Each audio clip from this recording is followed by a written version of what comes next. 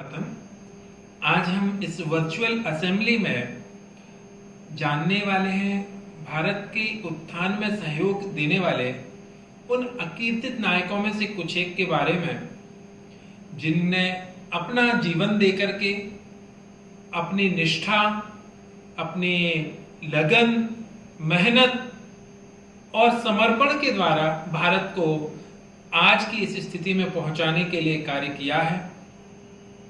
बहुत सारे नाम ऐसे भी हैं जो इतिहास की किताबों में उल्लेखित हैं और लोगों के द्वारा जाने जाते हैं, पर सिर्फ उन लोगों की मेहनत के द्वारा हमें आजादी नहीं मिली थी, हमारे देश में आज की स्थिति नहीं आई है। बेशक उनका बहुत अहम रोल था, अहम योगदान था, जिसको हम किसी भी स्तर पर कम नहीं आंक सकते, लेकिन उनके पीछे चलने वाले या कुछ छोटे छोटे स्तर पर काम करने वाले या जिनको नाम नहीं मिल पाया, ऐसे भी अनेक लोग हैं जिनके बारे में हमें जानने की कोशिश करनी चाहिए। आजादी के इस अमृत महोत्सव में हम उनको जानने के प्रयास में लगे हुए हैं, हमारे इतिहास के संबंध में ज्ञान को समृद्ध बनाने में लगे हैं। चलिए, तो आज मैं आपको ऐसी ही एक महान हस्ती के बारे में बताना चाहता हूं जो शिक्षा जगत से जुड़ी हुई है। नाम है उनका श्री गणेश प्रसाद जी वर्णी।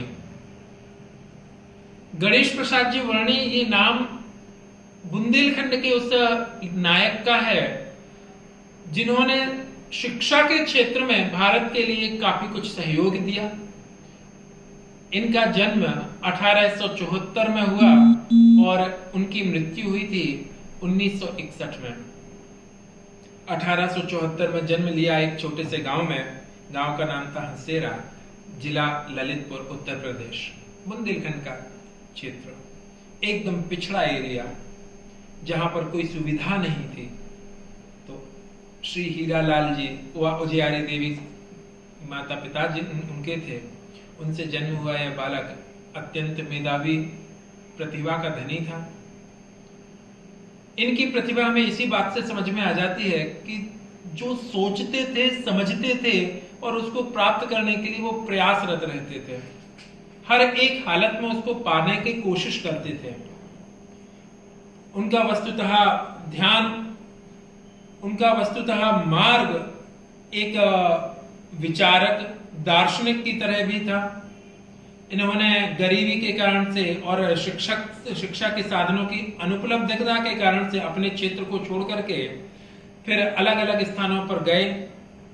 कई बार हालत यूं हुई कि उनको स्कूल जाते थे पढ़ने के लिए या अपने कॉलेज जाते थे, पर उनको पास में खाने की सुविधा नहीं थी, तो दिन दिन भर भूखे रहते थे।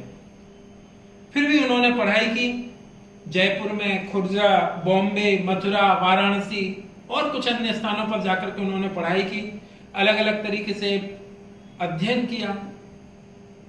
उनको लगा कि हमें कुछ करना चाहिए, ऐसा कुछ करना चाहिए जिससे कि शिक्षा जगत में और प्रसार हो, लोगों को, छात्रों को अवसर मिले। इसलिए उन्होंने इस संकल्प और उलझनों में थे, पर एक बार उनको उस समय पर 1 रुपया मिल गया। किसी व्यक्ति से 1 रुपया मिला, गरीबी के दिन थे, अपने जीवन में उपयोग कर सकते थे, 1 रुपया कीमती था।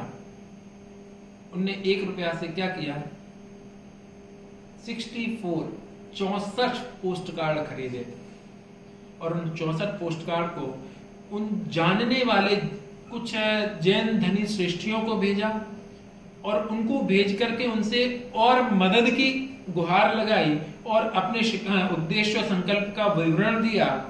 और इससे प्रेरित होकर के कुछ लोगों ने उनको दान भी दिया और फिर उन्होंने सबसे पहले वाराणसी में एक सैद्वाद महाविद्यालय की स्थापना की।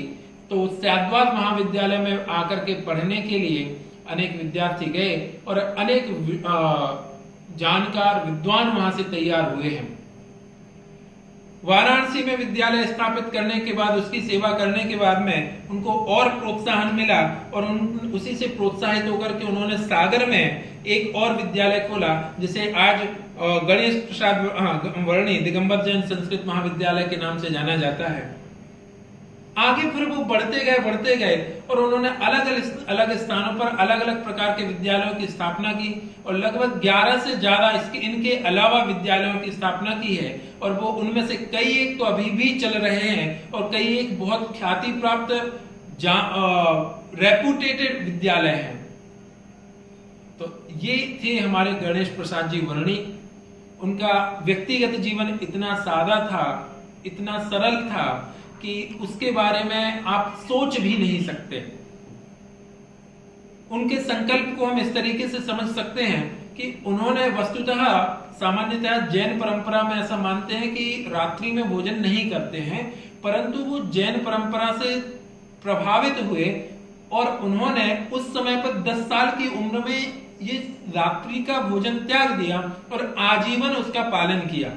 और भी अनेक उनके संबंध में बातें हैं जिन्होंने अब भारत देश के स्वतंत्रता के लिए, आजाद हिंद फौज में भर्ती होने के लिए, इवन कांग्रेस के साथ में पंडित मोतीलाल जी नेहरू के साथ में मिलकर के भी कुछ काम किए और शिक्षा के संबंध में उनके लिए अवगत करवाया, उनकी मदद से भी कुछ कार्य किए। तो ऐसे अकीर्तित रहने वाले गणेश प्रसाद जी वर्णी जिन्होंने अपना आत्मिक उत्थान तो किया ही किया, साथ ही उन्होंने देश के उत्थान में अपना योगदान दिया, उनके लिए हम नमन करते हैं। धन्यवाद।